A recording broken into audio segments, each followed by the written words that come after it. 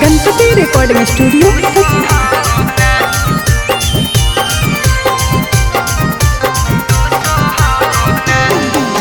कैसे तोर बिगड़ल हो छौड़ी हलतिया, ससुरा के राज खोली बोली ने बतिया।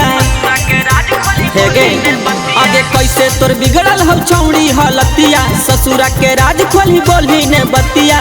काटल ही कचानी गे लगा के मच्छरदानी गे, काहे तोरा मुहावा सुखो हो। सैया लगा बिछवना लेके सूतो हो, ओही खातिर सोहाना। सैया लगा बिछवना लेके सूतो हो, ओही खातिर सोहाना।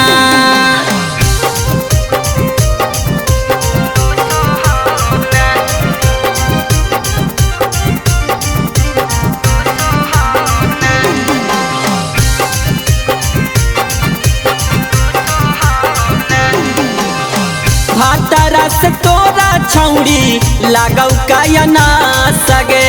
लग जाहो कुंडी जब बजो हो दसरे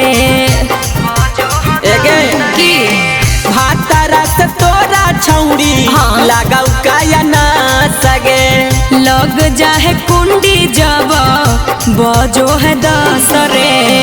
हक तोरा पतिया मानो ही नहीं तू बतिया, कवन पहाड़ टूटो हो। सैया लगा बिछवना लेके सूतो हो, ओही खातिर सोहाना। सैया लगा बिछवना लेके सूतो हो, ओही खातिर सोहाना।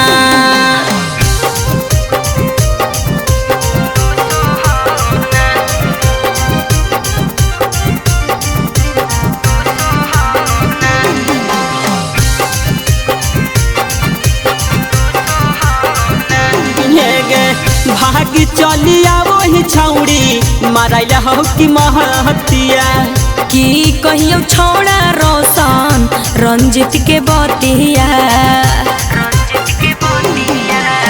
भागी चलिया वही छौड़ी मारैला हो कि महतिया।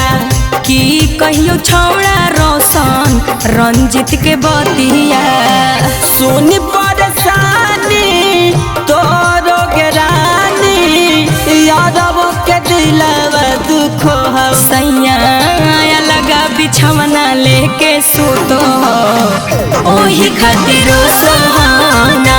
सैया लगा बिछवना लेके सूतो हो, ओही खातिर